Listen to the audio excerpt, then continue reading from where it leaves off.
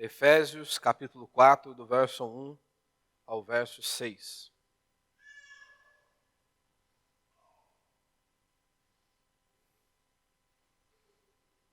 Vamos ler aí o texto. Portanto, eu, prisioneiro no Senhor, peço-vos que andeis de modo digno para com o chamado que recebestes, com toda a humildade e mansidão, com paciência, suportando-vos uns aos outros em amor, procurando cuidadosamente manter a unidade do Espírito no vínculo da paz. Há um só corpo e um só Espírito, como também fostes chamados em uma só esperança do vosso chamado. Há um só Senhor, uma só fé, um só batismo, um só Deus e Pai de todos, que é sobre todos, por todos e está em todos. Até aí. O tema da minha mensagem hoje é: a unidade combate a falsidade. Quero destacar aqui a terceira palavra aqui do verso 1, onde Paulo diz: eu sou prisioneiro no Senhor. Em outra ocasião, Paulo diz que ele é servo de Deus, como por exemplo em Romanos, ele inicia dizendo isso: servo de Cristo. Então a ideia é o seguinte: nós, antes de Deus operar sobre a minha e sobre a sua vida, nós éramos escravos do pecado, nós éramos escravos do diabo e por aí vai. Deus envia o seu Filho para morrer na cruz do Calvário por nós. Cristo cumpriu a justiça de Deus. E a ira de Deus foi descarregada sobre ele. Ele pagou um preço na cruz do Calvário por nós. Então nós fomos comprados, diz a Escritura, por um alto preço. Foi o preço que Cristo pagou. Então nós fomos comprados. Nós pertencemos a Cristo. Por isso que Paulo diz que nós somos servos. E no sentido mais básico da palavra é escravo. Então um escravo naqueles dias ele não tinha vontade própria. Ele fazia o que o seu senhor desejava. Ele se preocupava apenas em obedecer ao seu senhor, tanto que os próprios filhos não lhes pertencia. Pertencia ao seu senhor, ao dono. Então a figura de linguagem que Paulo está dizendo aqui é o seguinte: hoje vocês não são mais escravos do diabo e vocês não são escravos do pecado. Vocês são livres, vocês pertencem a Cristo. E vocês devem viver para Ele, para a glória dEle, para que o nome dEle seja exaltado. Ou seja, temos um dono. E por que estou enfatizando isso? Justamente para que eu e você venhamos nos lembrar que nós não podemos conduzir a nossa vida do jeito que nós queremos. Nós fomos chamados para obedecermos a Deus, para obedecermos às Sagradas Escrituras. E Paulo ele disse, do capítulo 1 ao capítulo 3, tudo aquilo que Deus fez por meio de Cristo Jesus, a obra de Cristo em nós. E Paulo está resumindo ali dizendo o seguinte, mostrando quem nós somos em Cristo Jesus. E após dizer isso, quem nós somos em Cristo, ele diz, chama a igreja do Senhor e diz, peço-vos que andeis de modo digno. Ou seja, se você bate no peito e diz, eu sou cristão, o Espírito de Deus habita dentro de mim, eu vivo para Deus, Paulo está dizendo, viva de maneira que Deus seja glorificado. Viva com essa perspectiva para exaltar o nome do Senhor. E aí, do verso 1 ao verso 16 pelo menos, Paulo está falando sobre a unidade da fé. Ele diz, andem de maneira digna. Como? Humildade e mansidão, paciência, suportando-vos uns aos outros em amor. Características essas que nós não possuímos, se não for o Espírito de Deus agindo em nós, operando sobre as nossas vidas. E ele diz, suportando-vos uns aos outros em amor. E a ideia de suporte ali, não é tipo assim, puxa, que fardo, hein? Fazer o quê? Tem que aguentar esse camarada. Suporte aqui no grego, a ideia é justamente você realmente ser um auxílio, servir de amparo para o seu irmão. Tanto que Paulo está dizendo, suportando-vos uns aos outros de qualquer maneira? Não. Em amor. Em amor. Seja um suporte para o seu irmão, mas que isso não seja um fardo, que isso não seja um peso. Você deve fazer com o coração correto. E aí ele diz, há um só Senhor, uma só fé, um só batismo. E ele diz, um só Deus. Você se lembra? Jesus já havia dito que um reino dividido ele não fica de pé. As pessoas olharam para ele, ele expulsa um espírito maligno e as pessoas disseram, é óbvio que ele expulsa, porque ele está possuído com o maioral dos demônios, ele está com Beelzebu. Por isso ele está fazendo isso. A resposta que Cristo deu foi a seguinte, Ora, se eu estivesse possuído, um reino dividido não prevalece, ele não fica de pé. Em outras palavras, Jesus estava dizendo que o inferno é mais unido do que muita igreja. Que o inferno é mais unido do que muitas famílias. Porque cada um fala uma coisa, cada um pensa de uma maneira, eles não pensam a mesma coisa. Paulo está dizendo, pensem a mesma coisa. Tanto que uma das orações de Jesus é para que nós sejamos um, assim como ele é um com o Pai. Para que nós também sejamos um com ele. Para que o mundo creia que ele nos enviaste, que nós somos realmente servos do Senhor. A unidade traz força. E aqui, Paulo ele vivia num mundo onde havia muitos deuses, muitas verdades, se assim podemos dizer. Paulo vivia em dias onde de um lado tinha os gregos com as suas verdades, do outro lado você tinha os romanos batendo no peito, dizendo também possuir as suas verdades. De um lado você tem filósofos com seus pensamentos e suas ideias. Tanto que nos dias do apóstolo Paulo, Paulo aproveita uma oportunidade, tamanha a idolatria daquele povo, que eles haviam levantado um altar para um Deus desconhecido. Eles acreditavam que haviam vários deuses, então constituíam altares ali. E aí Paulo aproveita aquela oportunidade de um altar a um Deus desconhecido e começa a pregar o evangelho do reino dos céus. Havia um altar ao Deus desconhecido. Em nossos dias não é nada diferente, meu irmão. Há inúmeras religiões. Há inúmeras maneiras de ver o mundo. Há inúmeras maneiras de explicar o ser humano. Pelo menos é o que nós vemos aí. Alguns filósofos vão dizer que o homem é bom. Isso vai na contramão da Bíblia, das Sagradas Escrituras. Pois a Escritura diz que nós somos depravados da planta dos pés ao alto da cabeça. A queda corrompeu todo o nosso ser. Porém, alguns filósofos dizem que o homem é bom. Há inúmeras igrejas, inclusive evangélicas. Há inúmeras denominações. E nesse contexto, com todo esse tipo de gente, acreditando que haviam várias verdades e haviam vários deuses, Paulo vem e diz, aqui no verso 6, há um só Deus.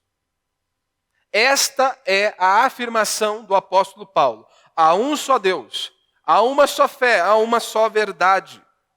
Nas Escrituras nós vemos constantemente sendo narrado episódios onde normalmente há duas pessoas envolvidas, apontando para algo que podemos perceber ao desenrolar daquela história, que um era falso e o outro era verdadeiro. Um vivia de maneira correta, o outro de maneira errada. Como, por exemplo, você tem Caim e Abel, você tem o fariseu e o publicano, você tem o pródigo, você tem o irmão mais velho. Ou seja, só há dois caminhos, o falso e o verdadeiro. Não há dois verdadeiros. Um caminho verdadeiro e o outro é falso. Quantas vezes nós ouvimos, você tem a sua verdade e eu tenho a minha verdade? Esse é o absurdo que o mundo chegou. Ou seja, ninguém pode confrontar ninguém, porque você diz, eu tenho a minha verdade, você tem a sua verdade, pronto. Vivemos num mundo relativista e pluralista. Vivemos em dias assim, onde não existe nenhuma verdade, não existe nada sólido o bastante. Cada um possui uma verdade. Vemos isso em meias igrejas. Dois pastores falando algo completamente diferente. Meu irmão, alguém está errado. É impossível que os dois estejam certos. Se eu falo A e o cara da esquina fala B, ou eu ou ele estamos errados. É impossível que nós dois estejamos corretos. Não é questão de arrogância, é uma questão de lógica. Se nós dizemos que a Escritura é a verdade e eu falo A e ele fala B, um dos dois tem que estar errado, porque afinal de contas, como que você vai solidificar a sua fé? Você não sabe o que é a verdade. Você não conhece as Escrituras, porque duas pessoas estão falando completamente diferente. Mas hoje nós falarmos isso é um absurdo. É algo completamente inadmissível. Eu não estou dizendo que possa existir várias aplicações. Sim, há várias aplicações. Mas a interpretação, o contexto histórico desta passagem é apenas um. Não há várias interpretações. É uma interpretação. Se você envia um WhatsApp, uma mensagem de texto ou um e-mail a alguém, a pessoa não pode tentar compreender o que lhe dá na telha. Ela precisa se esforçar para compreender o que você quer transmitir. Da mesma maneira que o apóstolo Paulo estava cheio de Deus, inspirado pelo Espírito de Deus, para orientar a igreja do Senhor. Então nós temos que nos esforçar para compreender o que o apóstolo Paulo, inspirado por Deus, cheio do Espírito Santo, estava dizendo à igreja. E aí você traz esse contexto, e aí você pode aplicar de diversas maneiras. Todos vocês estão ouvindo uma mensagem nesta noite. Mas pode ser que para uns atue em uma determinada área. Você é confrontado em uma determinada área de sua vida. O outro irmão, ouvindo a mesma verdade, a mesma mensagem, ele é confrontado em outra área de sua vida. Mas não existe várias verdades. É uma verdade. É um só Deus. E aí, o único princípio meu nesta noite é: a unidade combate a falsidade.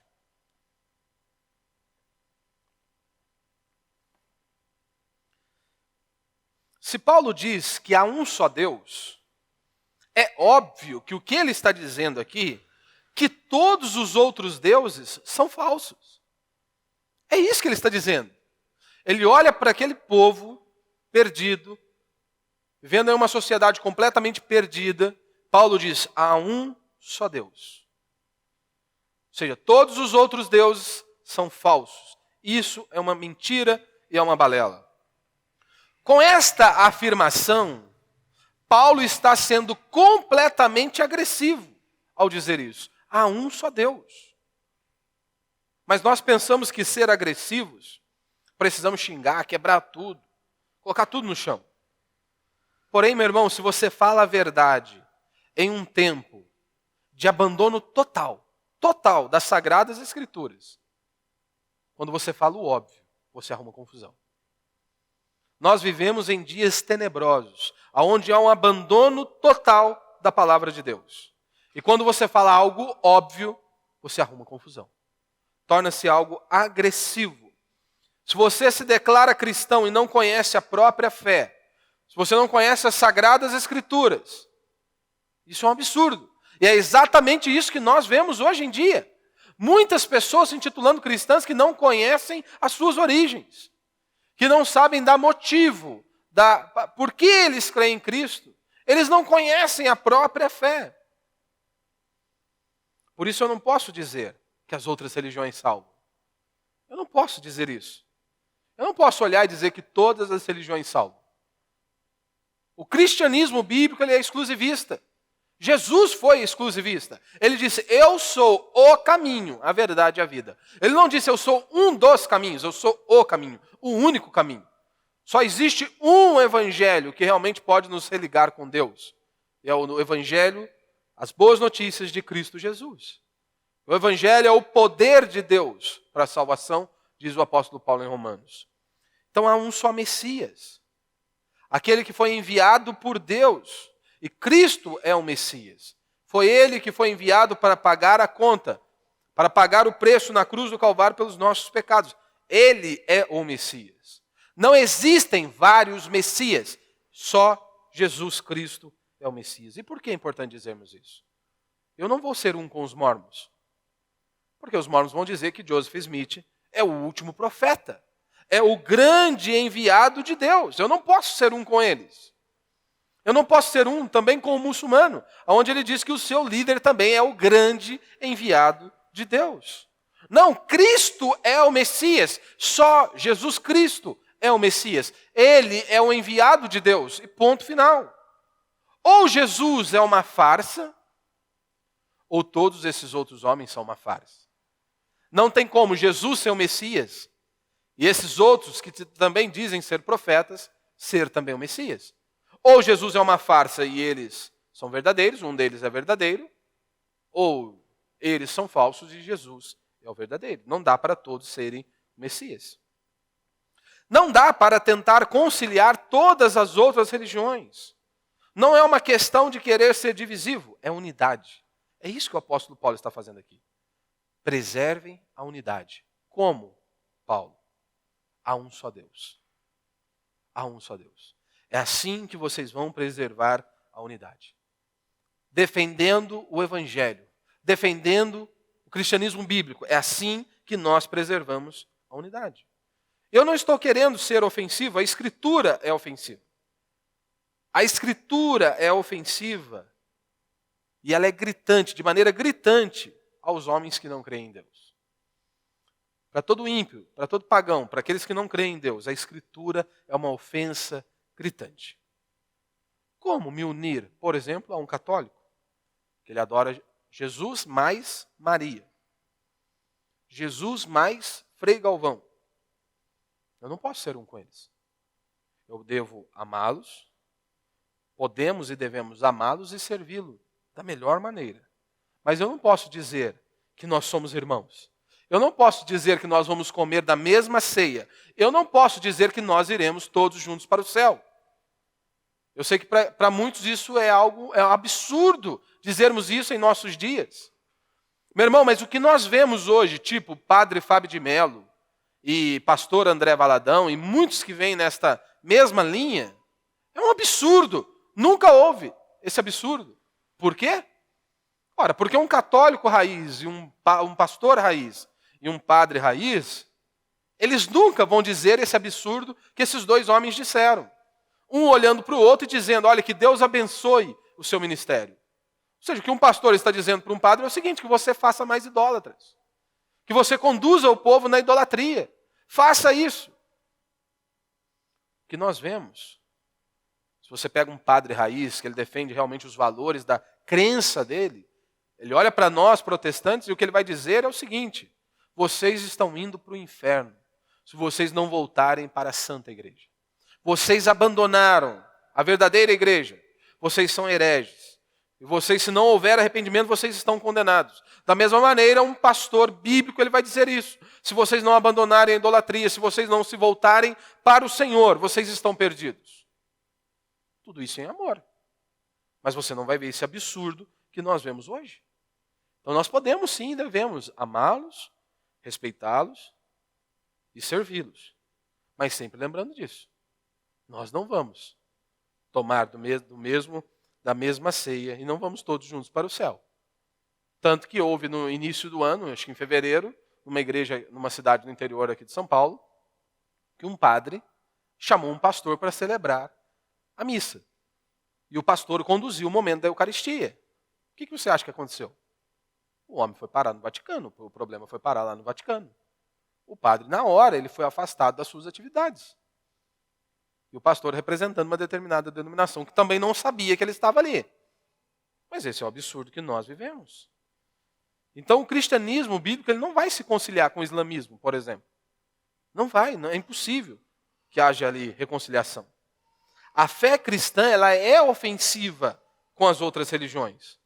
Porque, meu irmão, anunciar a verdade é combater a mentira. Quando você anuncia a verdade, você combate a mentira. Pense comigo. Você está ali passeando na feira, aqui em Lorena. E aí há um dono da vendinha lá.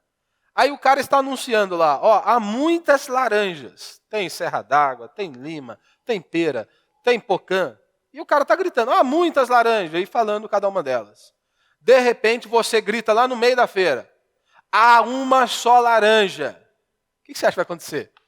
Vai arrancar, vai voar no seu pescoço, cara. Porque a hora que você diz há uma só laranja, você está combatendo ele. Você está dizendo para ele, olha, o que você está falando é uma mentira.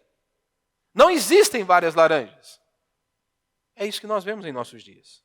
Um dos grandes motivos da igreja bíblica ter sido perseguido é por isso. Porque eles afirmavam, há um só Deus, há uma só fé. Eles não ficavam tentando agradar a todos. Eles diziam, há um só Deus. Precisamos nos lembrar que a Escritura diz que a palavra de Deus, em alguns momentos ela diz que a palavra de Deus é lâmpada para os nossos pés. Isso é bíblico, isso é verdadeiro. Em outro momento nós vemos que a palavra de Deus ela é descrita como pão, que é o nosso alimento. Isso é verdadeiro. Mas a Escritura também descreve a palavra de Deus como espada.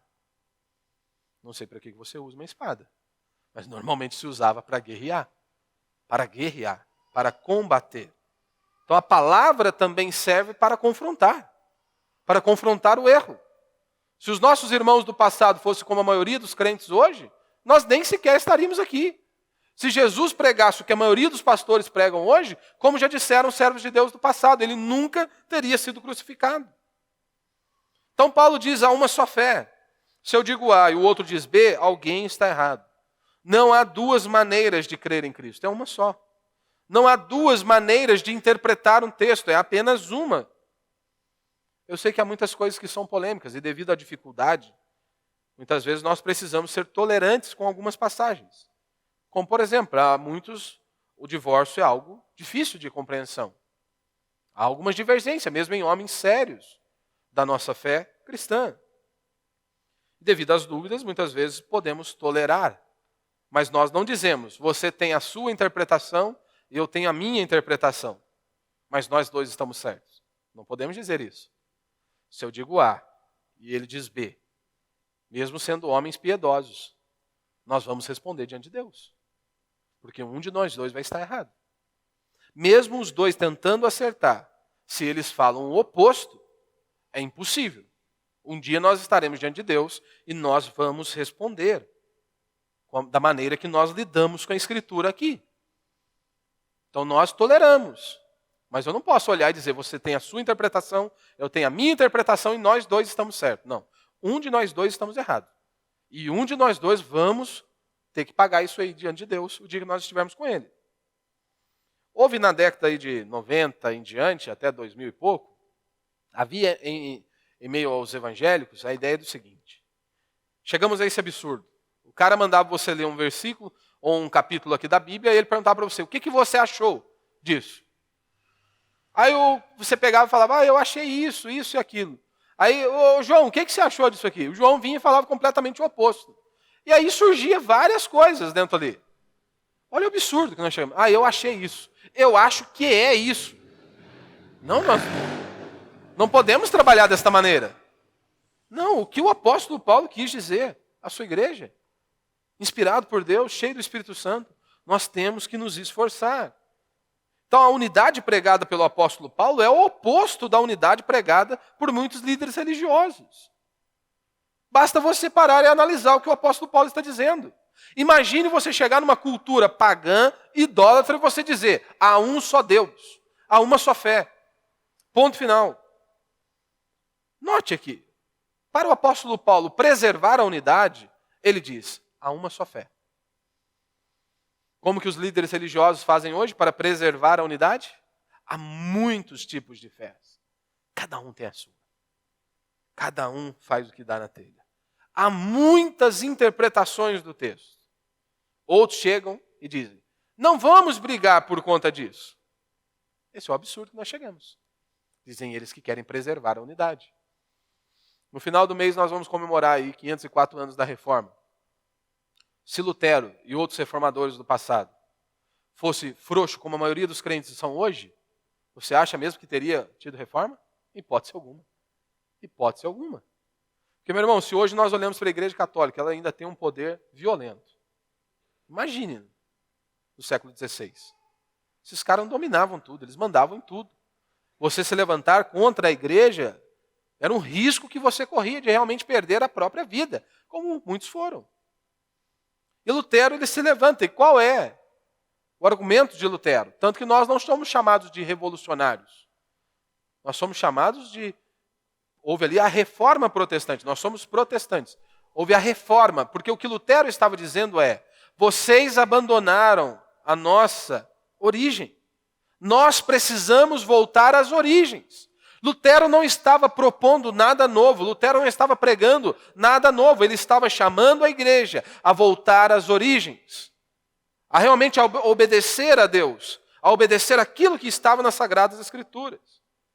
Por isso que é reforma. Quando você vai reformar algo, você quer voltar, manter a origem. Você não quer mudar, você quer manter a origem. Qual que é o nosso problema atual? Exatamente esse. Há um abandono total das nossas tradições cristãs. Hoje que nós temos de líderes que não sabem nada da história cristã, que não conhecem a própria fé. E muitos dizem que não precisam. Eles não precisam ler, eles não precisam buscar conhecimento algum. Preguiça ou arrogância? Preguiça ou arrogância? Acham que não precisam ler, nem estudar. O que os cristãos do passado, homens piedosos, instruíram a igreja do Senhor. Homens piedosos, ensinando-nos a compreender as Sagradas Escrituras. Só há dois caminhos. Ou eles são gênios, ou eles são hereges. Porque, meu irmão, nós estamos em 2021. Há mais de 2000 anos de história da igreja. É impossível que nós vamos jogar tudo na lata do lixo. Que nós não precisamos do auxílio de nossos irmãos. De homens que foram completamente piedosos. Muitos foram piedosos. Que deram, inclusive, as suas vidas em prol do reino de Deus. É verdade mesmo que nós não precisamos de ninguém? Que nós não precisamos de auxílio de ninguém? Muitos batem no peito e ainda dizem, não, eu leio só a Bíblia. E eu ainda desconfio. Por quê? Só você ver o tanto de bobeira que é pregado. Ele diz que lê só a Bíblia, mas o que ele prega não tem nada de base bíblica. Então, inclusive, não leem nem a própria Bíblia. Ou são gênios ou são hereges. Ou são gênios ou são preguiçosos. Ou são gênios ou são arrogantes. Qual que é o resultado disso? Um desconhecimento total da nossa origem? Esse amontoado de ensinamento estranho que nós temos nas igrejas. Cada um fala o que dá na telha. Cada um ensina o que ele quer. Cada um propaga aquilo que ele quer. Hoje que nós temos aí de pastor que ele tem um complexo de Adão, né, ele diz assim, não, eu falo direto com Deus. Não preciso de ninguém, não. É óbvio que eu não estou falando de intermediador no sentido como Cristo é. Mas é aquele camarada que ele não quer ouvir ninguém, não. Ele diz, eu falo direto com Deus, resolvo com Deus. Não preciso. Vemos isso, por exemplo, na questão do apostolado, de apóstolo, em nossos dias. Meu irmão, tudo isso é novo. Isso é novo. Não existia isso na história da igreja. Ao longo de 2000 anos de história da igreja, esse absurdo que nós vemos hoje, houve poucos homens que tiveram a ousadia de se intitularem apóstolos. E esses poucos homens que se intitulavam apóstolos eram hereges. Hereges. Essa é a verdade. Por que temos que anunciar isso? Primeiro que uma das condições para o camarada ser um apóstolo, ele tinha que ter andado com Cristo. Aí então você já vê, né? Se Valdomiro e todos os outros aí andaram com Cristo. Se for bem velho, né? Só se for bem velho. Essa era uma das condições. Ter visto, testemunhado. Mas qual que é o problema do camarada se intitular apóstolo hoje? Eu sei que muitos vão se pegar o sentido mais básico da palavra, quer dizer, eu sou enviado de Deus. Tá, mas se ele é um enviado de Deus, por que ele não pode ser chamado de pastor, então? Por que ele não pode ser chamado de servo, por exemplo? Não, ele tem que ser chamado apóstolo. Sabe qual que é o problema disso? Lá em Atos diz que os crentes estavam firmados na doutrina dos apóstolos, que foi dada por Cristo Jesus.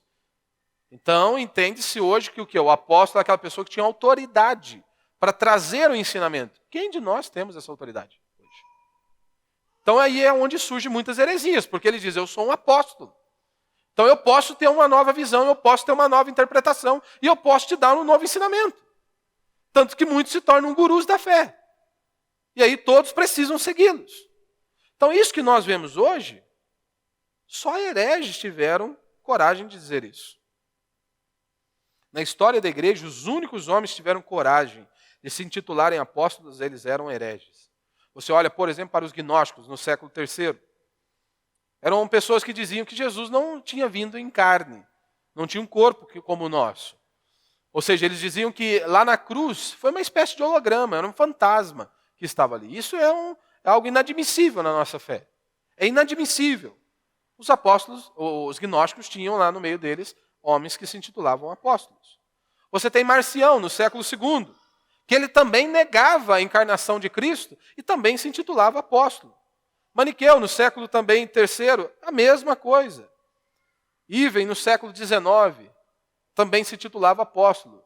E ele, um herege. Tanto que ele profetizou a vinda de nosso Senhor Jesus Cristo em 1868. E Jesus não veio. E lembre-se o que a Escritura diz, não é? Se alguém diz que está falando em nome de Deus e isso não cumpriu, ele é um falso profeta. Ele é um falso profeta.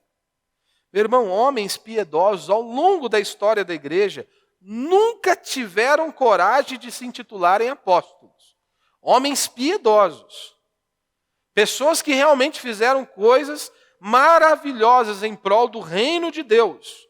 Homens que mudaram nações inteiras. pregando o verdadeiro evangelho,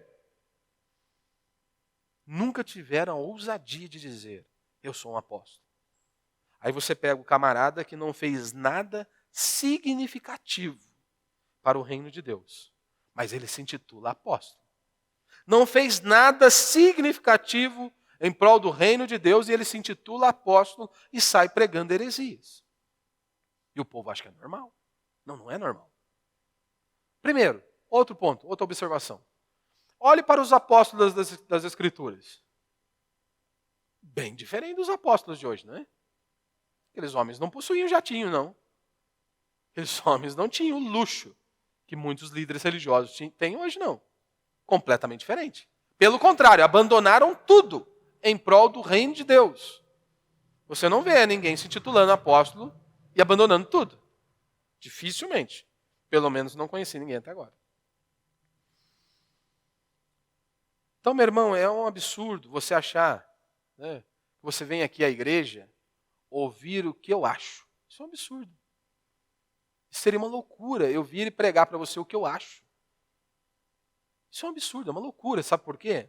O que eu prego para você aqui domingo e quarta-feira é o que os nossos irmãos do passado pregaram. É só isso. Você acha mesmo que eu tenho inteligência? Bastante? Claro que não. Eu prego o que os nossos irmãos do passado pregaram. Eu não fui chamado para pregar nada novo para você. Eu fui chamado para ser fiel a Deus, a sua palavra, as sagradas escrituras, e conduzir a igreja do Senhor. Você pega homens piedosos do século III que eram fiéis a Deus e que mantinham a sua palavra firmada em Deus, que falavam de inúmeras coisas que nós tratamos hoje.